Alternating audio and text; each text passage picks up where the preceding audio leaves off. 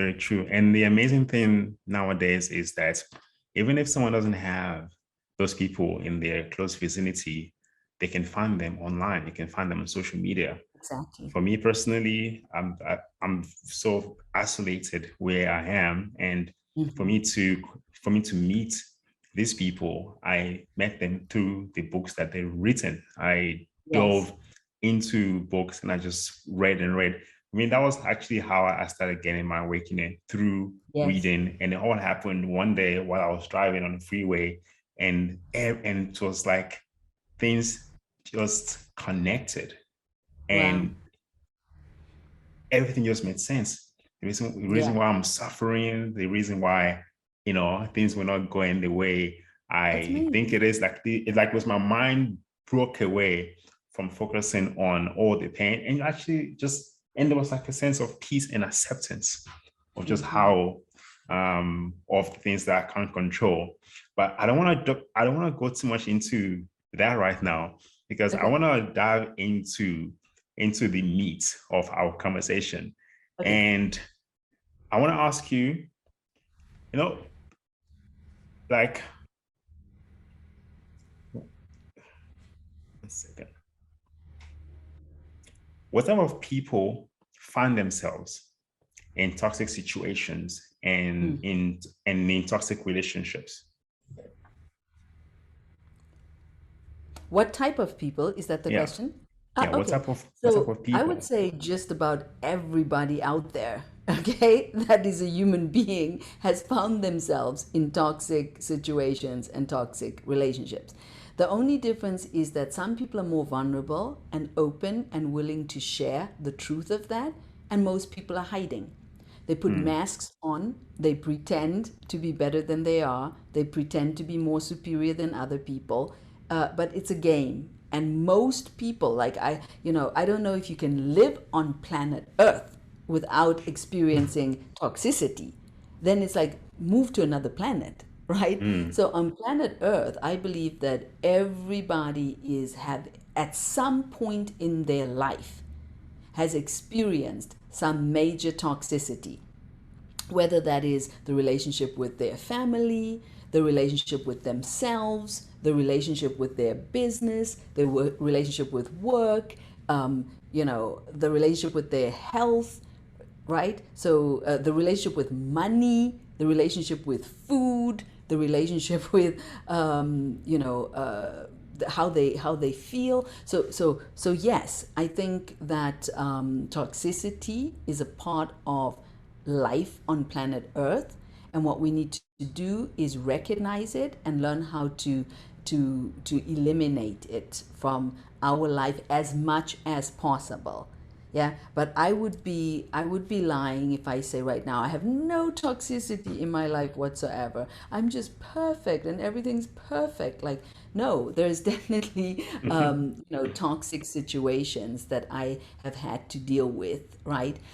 First of all, like, let's just talk about being in a relationship for 21 years, right? mm. For that relationship to thrive and for that relationship to be a beautiful and strong relationship, we've gone through some major toxicity, right? We've had to wade through and transform ourselves, each other, and the relationship in order to say, actually, our relationship is beautiful and it's strong and it's amazing, right? So if people are expecting to meet someone and just like, oh, lovely, you're 21 years of bliss, like, no. If they have that bliss, it's because they went through some major toxicity and Yeah, it's very made it through true. to the other side.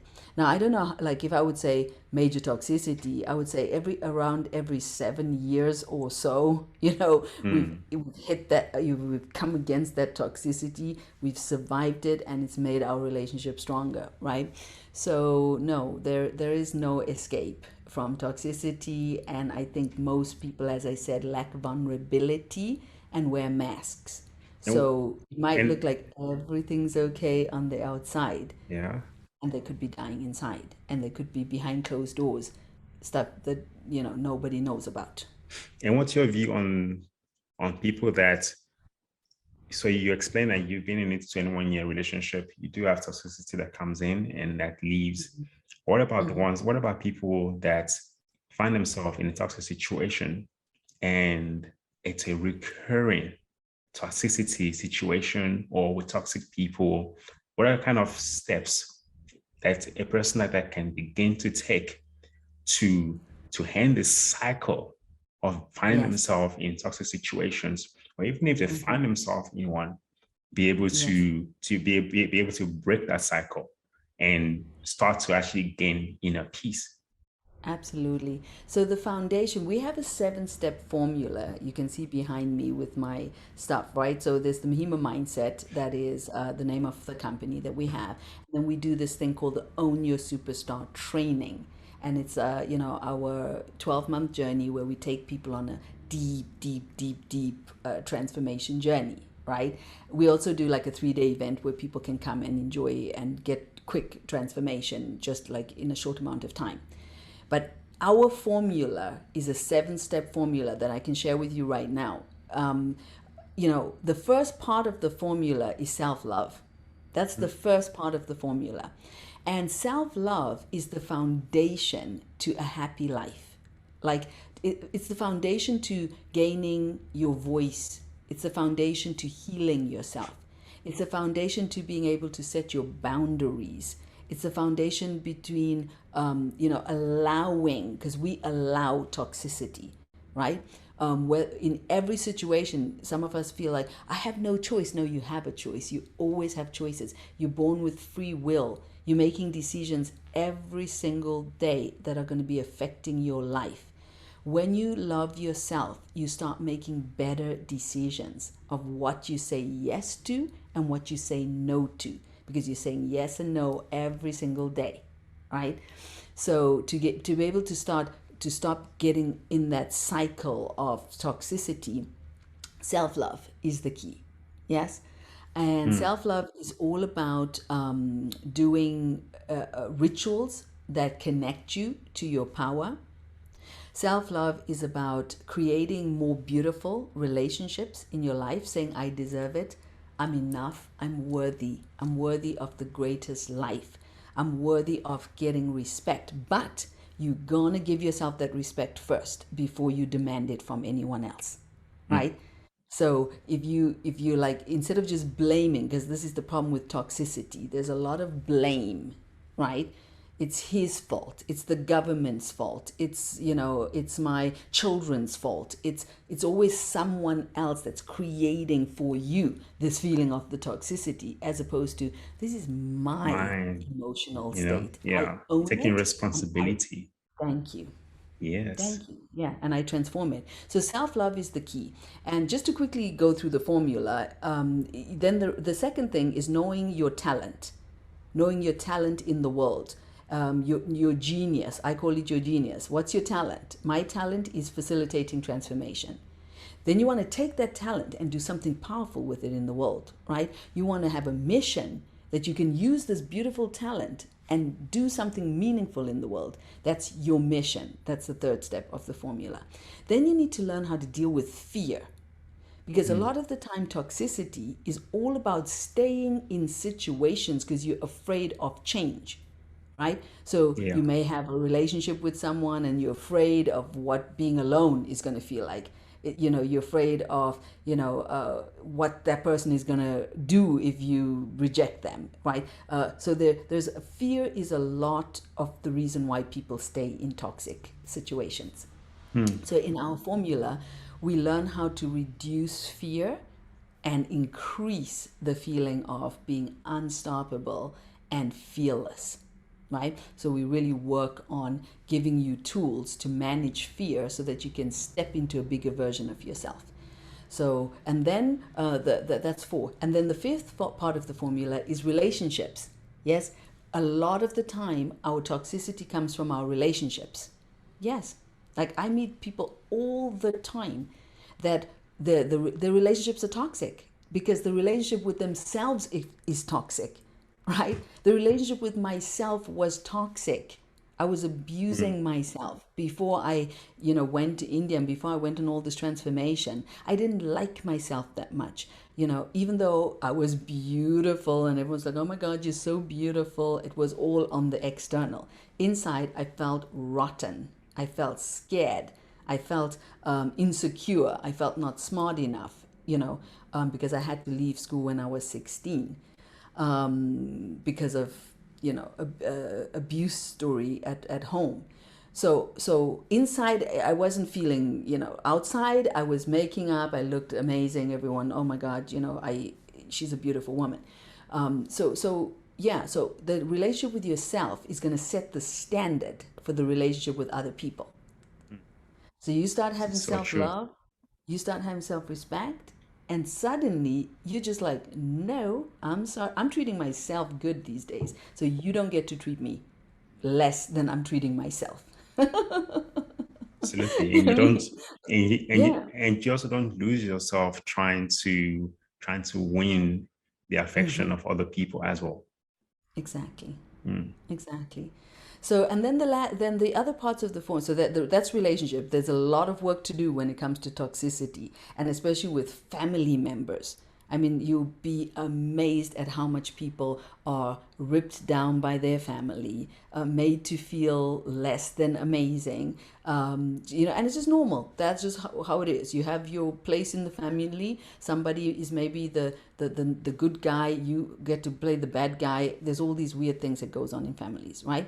If you're lucky to be the good guy, hey, that's awesome. But if you're not, like me, I was the black sheep, that's a layer that you have to deal with. That's a toxic situation, right? And I had to do a lot of clearing up, and I teach people to that as well. That's why it's part of my formula. So then you have the relationship. Then you have abundance. Hold on, I'm missing something. So there was the relationship, and there's abundance, but before that there is something else. Vision. Creating a bigger vision, like being able to dream big, being able to think outside of what the society told you is possible, right? So a lot of us stay in toxic because we don't understand that we're creating our own reality through our belief systems. So once you start creating a bigger vision, like if I would ask you right now, what do you really, really, really want? If Oh, you believed I you thought you were could asking me. anything, I was about to I can. answer you. Go ahead. I want to impact the lives of Please. millions of people in a positive way, and I love also to that. become one of the most influential writers and speakers in the world. I That's love yeah, that. that's mine. And So that's a big vision, which I'm sure you did not have before your awakening. I When you were didn't. caught up in toxic, you probably you couldn't even think that. You couldn't even speak it out, right? I couldn't And see the next week, the exactly. next month. Yeah. Exactly. So that's your big vision. That's what gets you up in the bed, out of bed. That's what makes your life more exciting. Having that big vision that pulls you forward and it makes your life, meaningful. So I love your vision. What a great vision. Thank you for sharing. And then from there, it's about abundance. That's the last part of the formula. It's about abundance creation. So understanding that you have the possibility to be creating on an abundant life. And that means financially, that means with great people in your life, that means with your health on all the levels. And, coming from Zimbabwe, coming from a place where, my great grandmother lived in a hut in Africa without running water and electricity, abundance was not at the top of my mind growing up as a child. Yeah, Mm, growing up in apartheid, segregation, separation, abundance wasn't what I woke up thinking about, right? yeah. Now, don't get me wrong. I had to pray and I had to go to church every Sunday. And I can just talk about myself personally, going to a Roman Catholic church, with a white priest and speaking in Latin and singing Latin hymns left me cold. Like it left me with nothing but fear. Nothing but fear. I was just full of fear. Fear of my sexuality, fear of, not being good enough, fear of sin, fear of God, fear of the devil, fear, fear, fear, fear, fear. Right? Mm, So my religion and being forced to go to church every Sunday didn't bring me peace, didn't bring me joy, didn't bring me connection to the divine essence. So I can just tell that's my personal story, right? Mm. Because in the face of all of that, church, the people around me were not representing Mm. love. We're not representing joy. We're not representing peace. So where would you learn it from, right? Is this making sense? So we'd go to church on Sunday and we come back and we get beatings and Good. everyone was miserable and there And was you no also get money. forced to go to church Yeah, as well, it yeah. And wasn't a we matter lived of, in suffering. mm, We lived a lot of suffering, so much suffering. I mean, everyone around me, my aunts, my grandmother, everyone was just pure suffering. And so for me, the whole thing didn't make any sense. mm, Yes. So it was later on when I got to discover another aspect of spirituality. And this is what I'm into. I'm into showing people that you can be from, Jewish, Christian, Muslim, um, any religion, we still need to come together as a human race and talk about our spirituality in a way that we can all understand and in a way that we can all agree with and in a way that we can all elevate and bring each other up. So I really feel like my bigger mission in life is to show people that we can go beyond religion and come together as a human race and love each other and support each other and be that spirituality that is truly elevated. Yes. yeah. Because at the end Yeah. of the, because at the end of the day, we're all the same. Like we Yes. all people, we all Exactly. humans, we all Mm-hmm. feel, and the only thing that separates us are those different denominations. I'm sorry, carry on. Yeah, no, you're right. That's it. I look, I could go on and on, so you need to stop me. If you want to ask me another question, this is like my favorite topics in the whole world is talking about human consciousness and empowerment, right? So yeah, those separations, and it's not only on a religious level, it's also on a cultural level, right? I'm Mm, South African, I'm Nigerian, I'm Zimbabwean, I'm Italian, I'm German, I'm French, I'm Indian, I'm American. And there's some sort of a fight a patriotic fight. Like, I'm so proud of being this. And that's all fine. But I'm saying, hey, let's be proud of being humans. mm, And then let's see how we're treating each other because there's so much room for growth, people. But we're not going to see any of that until the self love piece comes into place, until you're able to give yourself permission that your life becomes extraordinary. You have time between birth and death, unknown mystery of time. It's not known. It could be a week, it could be 20 years, it could be 50 years, it could be 5 days. Nobody knows how much time they have in this body. mm. So wake up, wake up, wake up. What do you want to do with your time? It's so precious. It's so precious. So the invitation, I believe, for this podcast and what Wale is doing, Happy Like Buddha, is to start to question if there's more to you than you've been taught, right? And what do you want to do with your time right now, today, in this moment? Mm. You can spend it being angry, or you can spend it being in forgiveness. Yeah, we can spend it being in pain, or we can spend it being in peace. We can spend it, being angry, or we can spend it, being kind and loving. We have choices. Let's start making better choices. For anyone that wants to dive a little bit deeper, where can they find the 7 steps? Okay, so the 7 steps are we actually dive into that at our 3-day events, and with this we have one coming up. I don't know when this podcast is going to run, but what we have for free is our 21-day meditation challenge, which you can go to my website, the mahimamindset.com, the Mahima, Mahima mindset.com.